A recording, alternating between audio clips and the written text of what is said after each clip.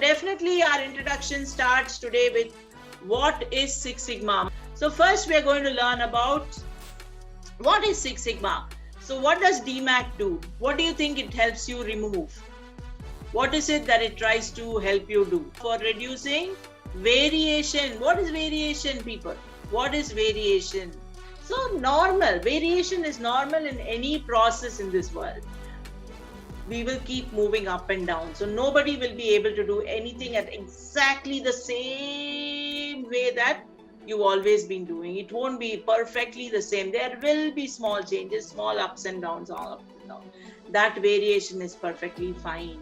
But when we have large variations in your ECG, what does that indicate? Huge variation in your ECG. It shows that there is a problem with your heart, right? Similarly, if somebody came in at 10:30 for the class which was at 10, that person was definitely late for the session, correct? It is not normal variation. They were half an hour late for the session and they will have a reason as to why they logged in later. Probably even it could be as simple as you woke up late. You had some late night party on Saturday and you have a bad hangover and therefore you're half an hour late. Perfectly fine. Reason to hai. It is there. You will be able to find out why you are. So always these are called special cause variations. The regular small changes are called common cause variation. When these huge variations strike the process, it takes your process out of control. And that out of control situations is what Six Sigma is trying to bring down. And it is trying to make your process have as much less variation as possible so that every single time you are operating within what customer is expecting. Pizza, what is the usual delivery time? So 30 minutes, right? So customer is saying that I will accept the pizza only if it is delivered between 25 to 35 minutes. If you deliver it in less than 25 minutes, you have not cooked my pizza properly. If it is more than 35 minutes, that means it has become cold. I don't want it. Between 25 to 30 minutes from the time I order, if you deliver my pizza, I will accept the pizza. Then those are called the customer designed specification limits. Understand, all of you?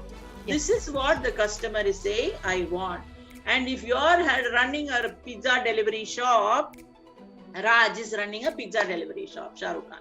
Raj Pizza Delivery, RPD.